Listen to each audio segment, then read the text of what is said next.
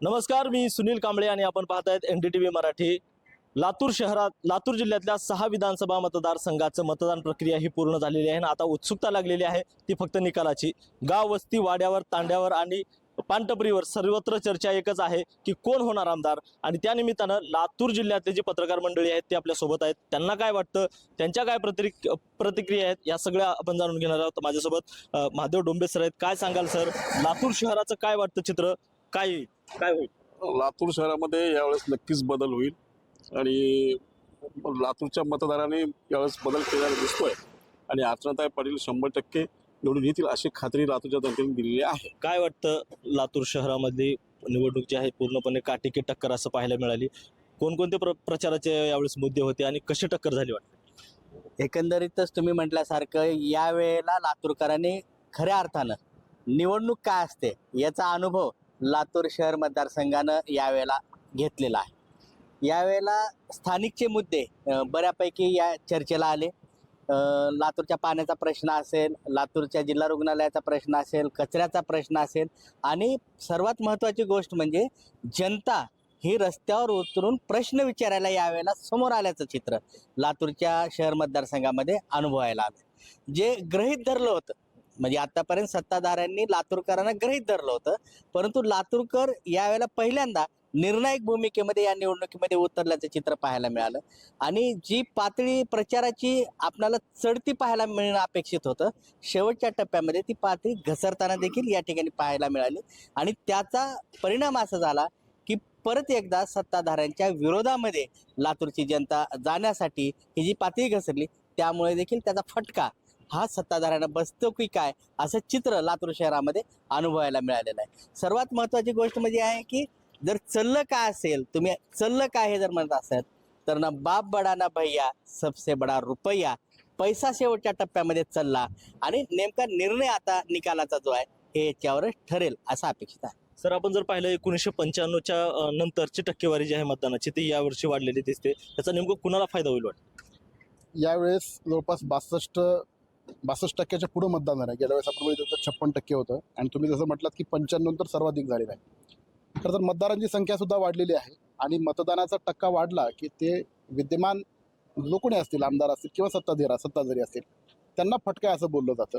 आता इथं विद्यमान तर काँग्रेसची जागा आहे आणि सत्ताधारी महायुती आहे, त्याच्यामुळं प्रेडिक्ट करणं कुणाला फायदा होईल हे आज थोडंसं धाडसाचं होईल। एकूणच ही निवडणूक प्रत्येक ठिकाणी लातूर जिल्ह्याच्या 6 मतदारसंघाशिवाय ओव्हरऑल महाराष्ट्रामध्ये कुणालाच म्हणजे फार धारिष्ट करून जर सांगायचं म्हटलं तर ते प्रेडिक्ट करणं शक्य नाही। मतदारांनी त्यांच्या मनाचा ठाव लागू दिलेला नाही आणि खऱ्या अर्थानं मतदारांनी नेमकं काय केलंय ते आता उद्या 23 तारखेला कळेल। सर, 2019 नंतर वंचित यावेळेसचं गेम चेंजर कसं ठरू शकतं? वंचितचा किती फटका काँग्रेसला बसू शकतो? यावेळेला विनोद खटके हे जे वंचितचे उमेदवार आहेत हे त्यांची प्रतिमा चांगली आहे, त्यांचा संपर्क दांडगा आहे आणि त्यांचा केवळ दलित समाजामध्ये नाही तर सगळ्याच समाजामध्ये त्यांचा संपर्क आहे आणि त्यामुळं मागच्या वेळेला वंचितच्या उमेदवारांनी राजामनेर उभे होते तेव्हा 25,000 मतं घेतली होती। यावेळेला विनोद खटके 40,000पेक्षा देखील अधिक मतं घेऊ शकतात आणि सगळ्या समाजाची मतं घेऊ शकतात आणि त्याचा फटका हा अमित देशमुखांना बसणार आहे। आणि दुसरं सांगतो, ह्या प्रचारातले मुद्दे जे आहेत ना, एक तर अकार्यक्षमता, लोकांना अवेलेबल न होणं आणि ॲक्सेस न होणं, हा अर्चना पाटील चाकूरकरांनी प्रचारात अगदी लावून धरलेला मुद्दा तो लोकांना अतिशय भावला। दुसरं काय, जातीपातीच्या राजकारणामध्ये लोकसभेच्या वेळेला जे एक मराठा मतं जी डायरेक्ट महाविकास आघाडीच्या बाजूनं होती, या वेळेला त्याचा परिणाम होताना दिसत नाही। मराठा समाजामध्ये गरजवंत मराठा आणि शरदवंत मराठा असे 2 गट पडलेले आहेत, त्यामुळे शरदवंत कोणाकडे आणि गरजवंत कोणाकडे हे अतिशय महत्त्वाचं आहे आणि त्यामुळे या निवडणुकीमध्ये अर्चना पाटील चाकूरकर ह्या नक्की विजयी होतील असं लातूर शहरातलं वातावरण आहे। पत्रकारांचा जो कौल आहे तो भाजपकडे जो आहे तो वळताना दिसतोय, मात्र लातूर ग्रामीणचं काय चित्र असेल सर? लातूर ग्रामीणमध्ये कशी फाईट होते, काय वाटतं? लातूर ग्रामीणमध्ये युतीचे रमेश कराड आणि इकडे धीरज देशमुख, तर आजचं वातावरण तिथं असं आहे की आजच्या अवस्थेमध्ये म्हणजे मतदान झाल्यानंतर 50-50 ते आहेत असं आहे आणि या मतदारसंघातले मराठा मतं जे आहेत ना पूर्णपणे धीरज देशमुख यांच्या बाजूने गेलेले आहेत. आणि ओबीसीज किंवा मराठेतर जे मतं आहेत ते बहुतांशी प्रमाणात रमेश कराड यांच्याकडे मिळालेली आहेत. तर या ठिकाणी काहीही होऊ शकतंय ग्रामीणमध्ये असं म्हणता येईल अशी स्थिती आहे. गेल्या वेळच्या तुलनेमध्ये यावेळेस 8% मतदारांमध्ये म्हणजे मतदानात वाढ झालेली आहे. काय वाटतं? काय खास करून तुम्ही जो संदर्भ विचारला, ग्रामीण मतदारसंघामध्ये सर्वाधिक मतदान झाले लातूर ग्रामीणमध्ये. आणि मताची टक्केवारी जेव्हा वाढते तेव्हा सत्ताधारी आहे त्यालाच फटका बसत असतो.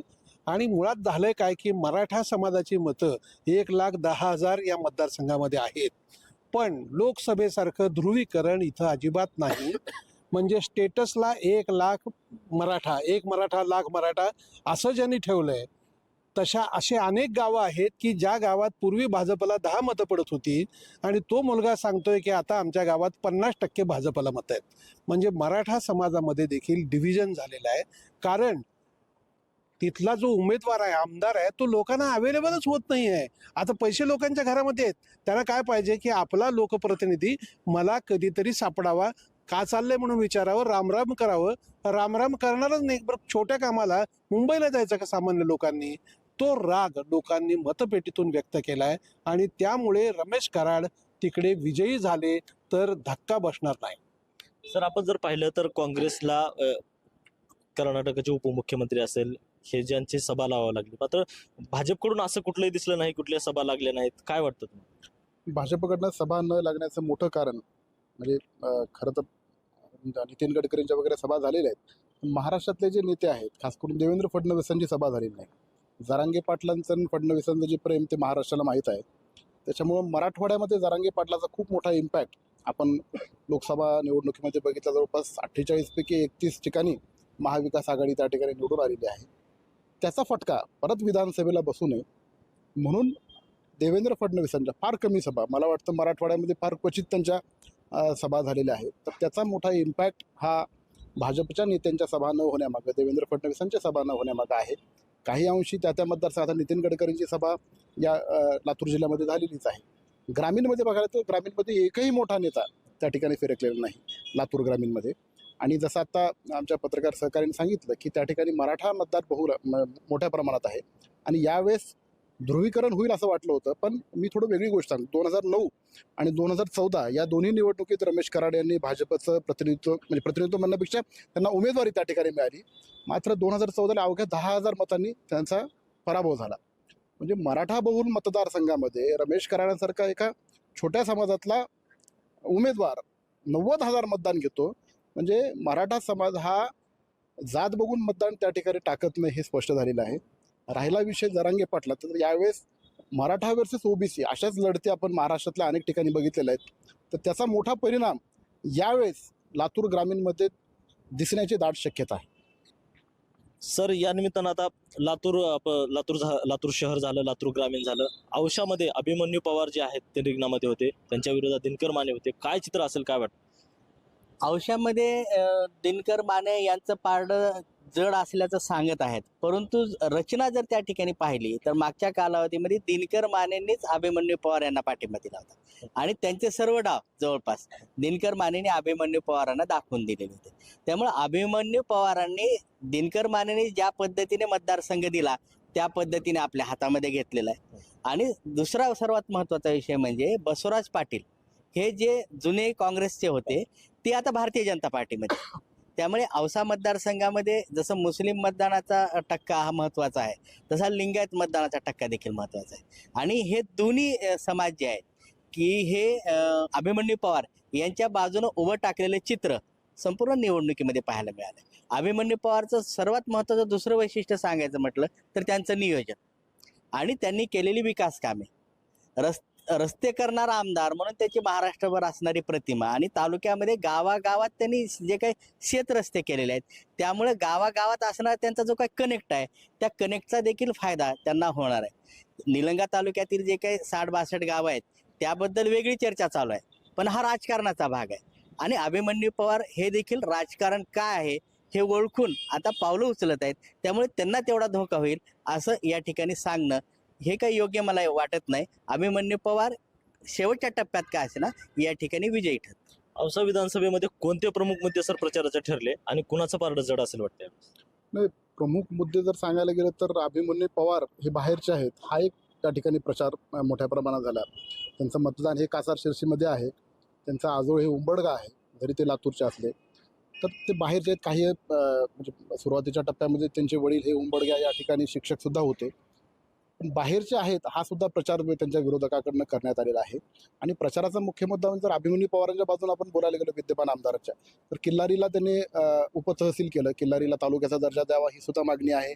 कासार शिरसीला तालुका करतो असं 2019च्या निवडणुकीमध्ये अभिमन्यू पवारांनी त्या ठिकाणी अभिवचन मतदारांना दिलं होतं, तर त्या ठिकाणी सुद्धा उपतहसील झालेलं आहे. कासार शिरसी हा निलंगा तालुक्यामध्ये येतो, म्हणजे निलंगा तालुक्यातले 68 गावं आणि औसा तालुका असा मिळून हा औसा विधानसभा मतदारसंघ आहे.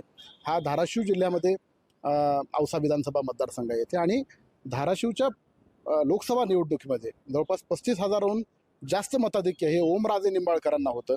त्याच्यामुळे यावेळेस दिनकर मानेंना म्हणजे शिवसेना उद्धव बाळासाहेब ठाकरेचे गटाचे जे उमेदवार आहेत त्यांच्या पारड्यामध्ये जास्त मतदान पडेल. तसं आता आमच्या सहकार्याने सांगितलं की जरांगे पाटलांचा इम्पॅक्ट मोठ्या प्रमाणात त्या ठिकाणी होईल असं चित्र होतं. मात्र मतदारांनी जी विकास कामं आहेत, म्हणजे अभिमन्यू पवारांचा मुख्य मुद्दा हा विकास कामं असल्यामुळं त्यांच्या कामांना बघून मग शेतरस्त्याचं अभियान असेल, अंतर्गत रस्ते असतील गावागावामधले, नवीन काही मार्ग असतील, निळकंठेश्वर मार्ग त्यांनी निवडणुकीच्या अगोदरच त्याचं उद्घाटन केलेलं आहे. तर या मार्गामुळं त्यांच्या विकासाच्या मुद्द्याला मतदार साथ देतील असं वातावरण आहे. पण त्यांचे विकास कामं न केलेली विकास कामं खोडण्यामध्ये विरोधक, मग ते दिनकर माने असतील किंवा इतर अन्य असतील, त्याचा याच्यामध्ये मोठा हातखंडा होता.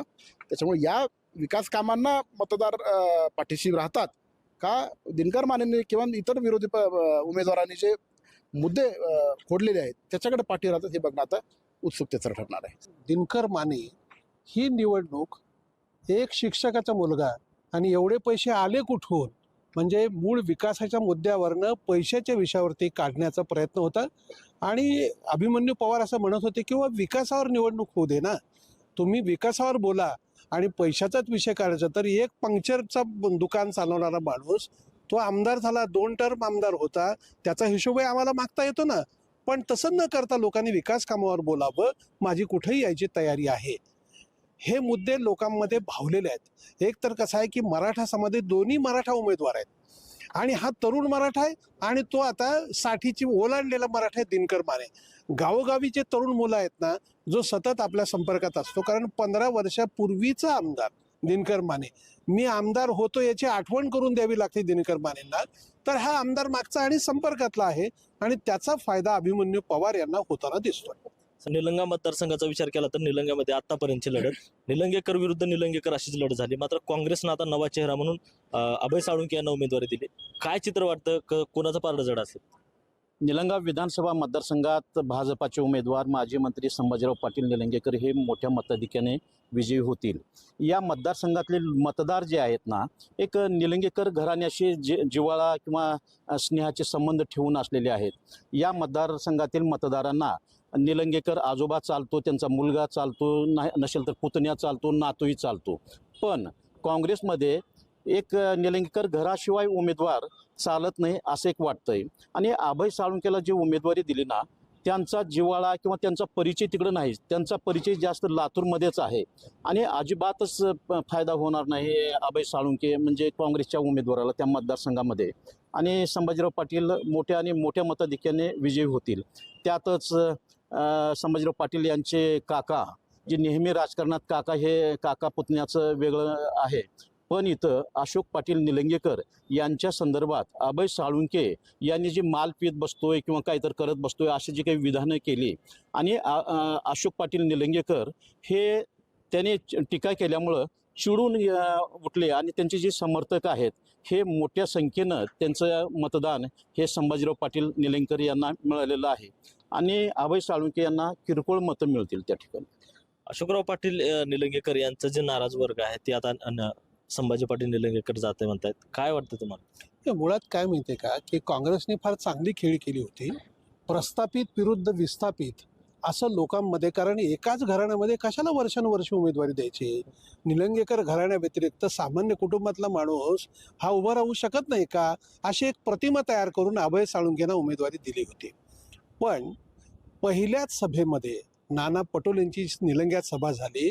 अमित देशमुखांनी भाषण असं केलं की निलंग्यातली गुंडगिरी आणि निलंग्यातली दहशत संपवण्यासाठी तुम्ही अभय साळुंखेला निवडून द्या.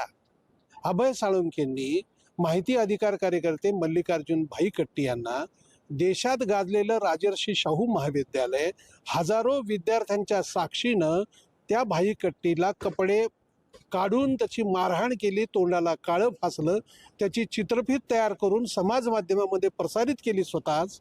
आणि ते अभय साळुंखे सांगतायत की दहशत कमी करण्यासाठी आणि गुंडगिरी कमी करण्यासाठी मला निवडून द्या. म्हणजे मी छोटा गुंड आहे का मोठा गुंड आहे काय सांगायचं त्यांना माहिती नाही.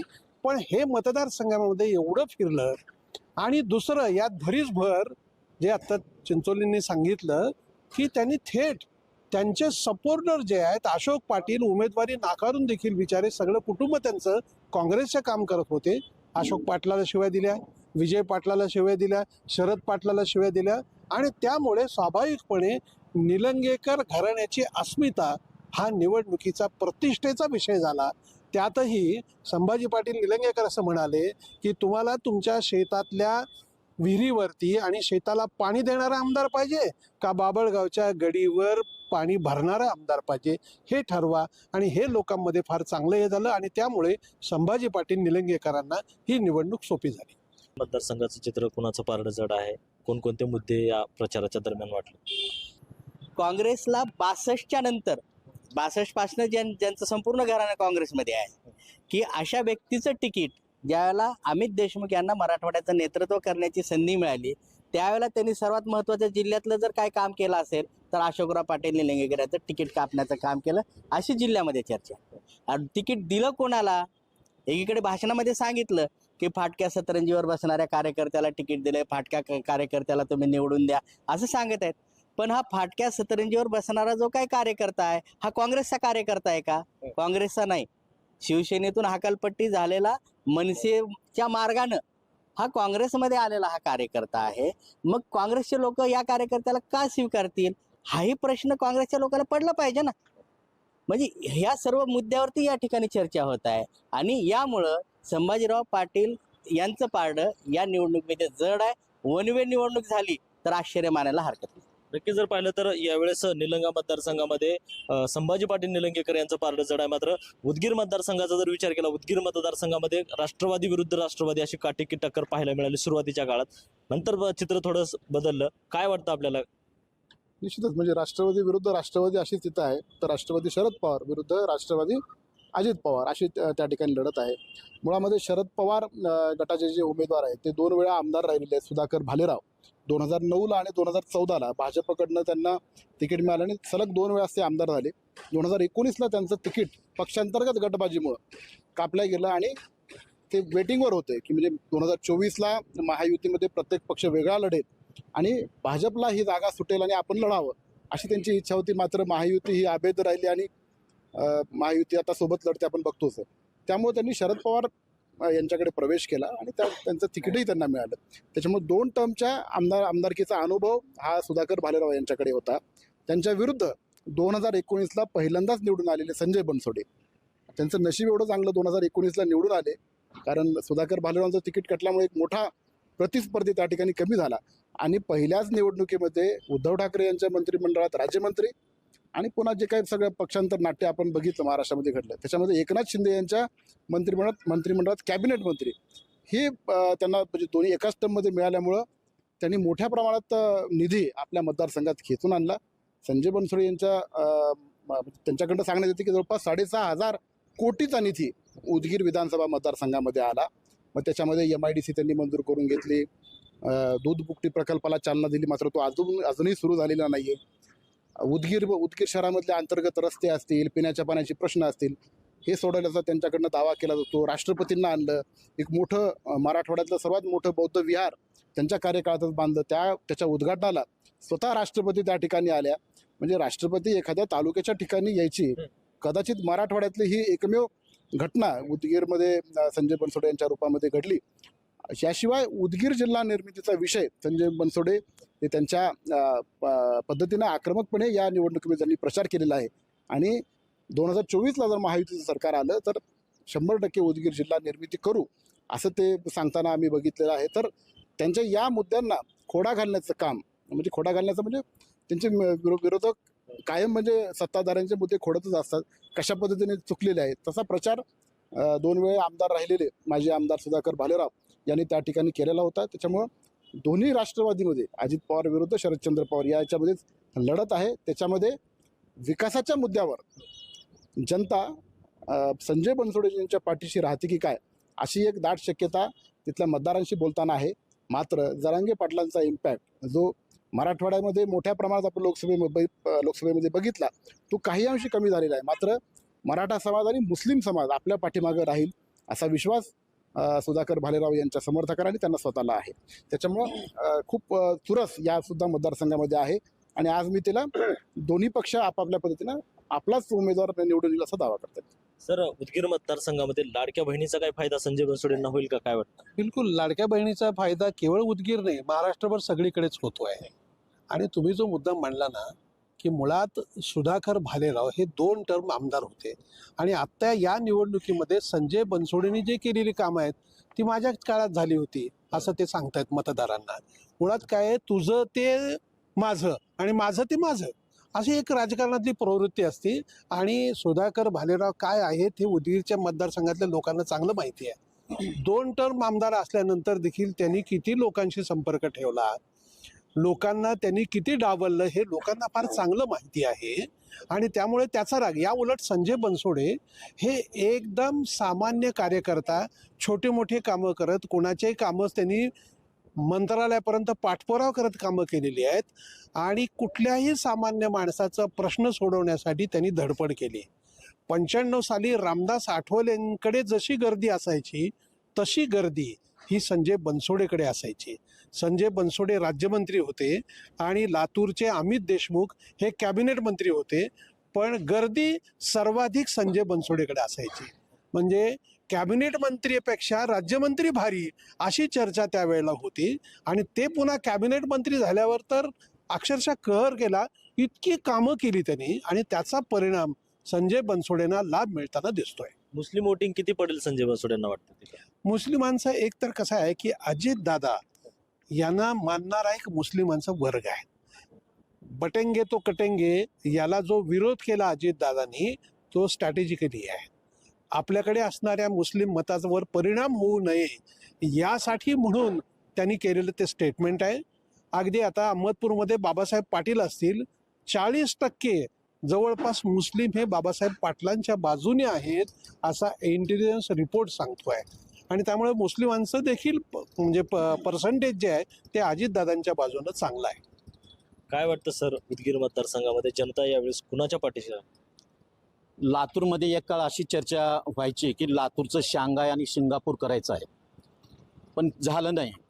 पण आता उदगीरमध्ये एवढे विकास कामं झालेले आहेत ना, तर लातूरचे लोक उदगीर बघून आल्यानंतर असं म्हणतात की आम्हाला लातूरचं उदगीर करायचं आहे. अशा पद्धतीचं तिथे कामं झालेले आहेत. पोलीसचे ऑफिसेस बांधलेले आहेत, SP ऑफिससारखं आहे, जिल्हा परिषद बांधले आहे, हे पंचसमिती बांधले, जिल्हा परिषदेसारखं आहे, तहसीलचं बांधलेलं आहे, जिल्हाधिकारी कार्यालयासारखं वाटतंय. इथं जे कचरा दिसतोय ना लातूर शहरामध्ये, तो कचरा, ते खड्डे, तिथे घाण असं तिथं कुठंच नाही. आणि अत्यंत चांगल्या पद्धतीनं काम त्यांनी केलेलं आहे. एक तलाठी आणि तहसीलदाराची गोष्ट सांगितली जायची पूर्वी की तहसीलदाराची बायको आणि तहसीलदार तलाठीच्या घरी सत्यनारायणच्या पूजेला गेले होते, तेव्हा तहसीलदाराची बायको तिथलं साहित्य त्यांचं घर पाहून असं म्हणते की तहसीलदाराला तुम्ही तलाठी कधी होणार आहेत. अशा पद्धतीचं काम म्हणजे राज्यमंत्री असतानाही अत्यंत चांगल्या पद्धतीचं काम केलंय. आणि अक्षरशः उदगीरचा चेहरा मोहरा जे म्हणतात ना ते बदलायचं काम केलं. आणि इथं मोठ्या संख्येने मोठ्या मताधिक्याने संजय बनसोडे हे विजयी होतील. जातीय समीकरणाच्या आधारावर जर आपण अहमदपूरचा विचार केला तर कुणाचं पारडं जड असेल वाटतंय? हे मुळात काय आहे की मराठा समाजामध्ये 2 उमेदवार आहेत, पण मराठा समाजावरती म्हणजे कुठल्या एका जातीवर माणूस निवडून येत नाही, एका साडीवर संसार होत नाही.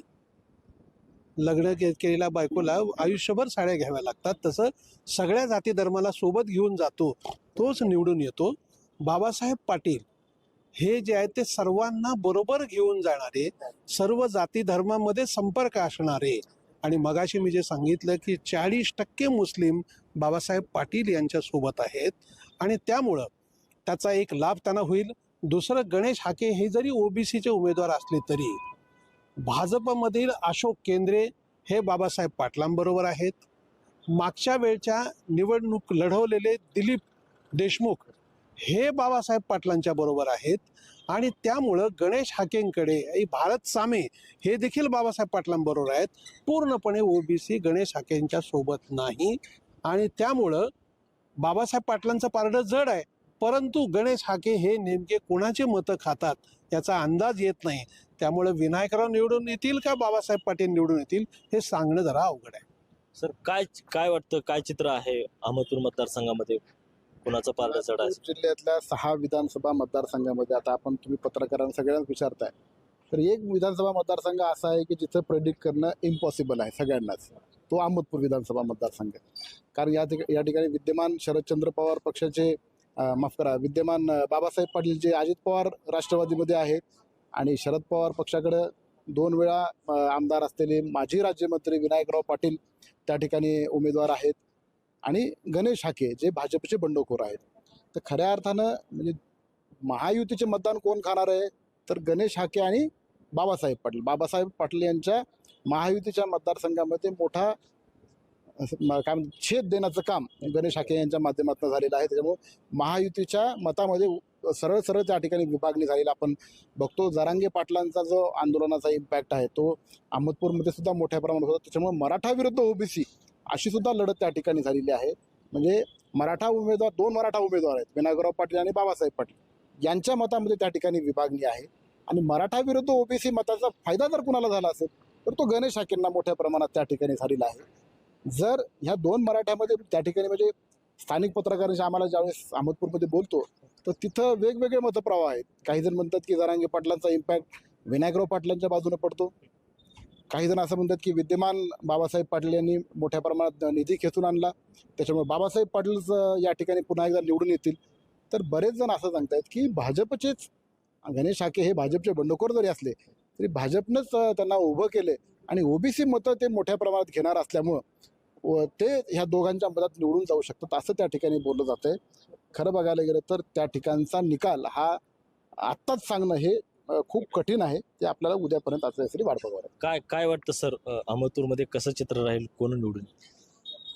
लातूर जिल्ह्यामध्ये खरं तर सर्वात मोठी तिरंगी लढत, म्हणजे जिथं दुरंगी लढत आहे त्या ठिकाणी सांगता येतं की हा पुढे जाईल, हा मागे राहील. लातूर शहरामध्ये वंचितचा फॅक्टर जसा निकाल देणार आहे तसं त्या ठिकाणी ओबीसी फॅक्टर जो आहे तो निकाल देणार. विनायक पाटील, बाबासाहेब पाटील हे मराठा समाजाचे आहेत. जसं सांगितलं जातं की गरजवंत मराठा तसा लाभार्थी मराठा, हे फॅक्टर जे आहेत हे गरजवंत मराठा या ठिकाणी शक्तिमान ठरेल की काय असं चित्र अहमदपूर मतदारसंघामध्ये अनुभवायला मिळत आहे. त्याच्यामध्ये दुसरी गोष्ट आहे की विनायक पाटील हे मंत्री राहिलेले आहेत, आणि बाबासाहेब पाटील हे 2-3 वेळा आमदार जरी झालेले असले तरी मंत्रीपद त्यांच्या काय पदरात पडलेलं नाही. विनायक पाटलांच्या पदरात ते मंत्रीपद पडलं होतं, आणि त्यामुळे त्यांनी त्या काळात जे काही कार्यकर्ते जपून ठेवलेले आहेत त्यांचा उपयोग त्यांना आता या काळामध्ये होत आहे. आणि हाके जे उभारलेले आहेत हे भारतीय जनता पार्टीच्या प्रदेश लेवलचं पद सांभाळणारे एक मोठे पदाधिकारी आहेत. एकीकडे असंही बोललं जातं की भारतीय जनता पार्टीचे बाबासाहेब पाटलांसोबत फिरणारे जे काही पदाधिकारी आहेत हे फक्त स्टेज मिरवण्यासाठी आहेत, आणि फडणवीस जे आहेत यांनी सांगितलं असतं तर हाके साहेबांची उमेदवारी पाठीमागे गेली असते. म्हणजे भारतीय जनता पार्टीचा कुठून ना कुठून या उमेदवारीला पाठिंबा आहे की काय याचा संभ्रम शेवटच्या दिवसापर्यंत दूर झालेला नाही. त्यामुळं हाके किती मतदान घेतात यावरती अहमदपूरचा निकाल या ठिकाणी निर्णायक ठरणार आहे. आणि जर लोकांचा कल तुम्ही बघत असाल तर यावेळेला अहमदपूरची भाकरी बदलण्याची जी काय परंपरा आहे अहमदपूरची, की दरवेळेला आमदार बदलण्याची जी परंपरा अहमदपूरची आहे त्या परंपरेमध्ये विनायक पाटील लागतील की काय. आता जसं चिंचोले साहेबांनी सांगितलं की हाके कोणाला घेऊन पडतात, त्याप्रमाणे या दोघांच्या फाईटमध्ये विनायक पाटील निघतात की काय असं चित्र अनुभवायला मिळेल. एकूण जर पाहिलं तर लातूर जिल्ह्याच्या 6 विधानसभा मतदारसंघामध्ये पत्रकारांचे जे विश्लेषण आहे ते संमिश्र आहे. नेमकं आता उद्याच्या निकालामध्ये नेमकं कोण निवडून येणार हे पाहणं महत्त्वाचं आहे.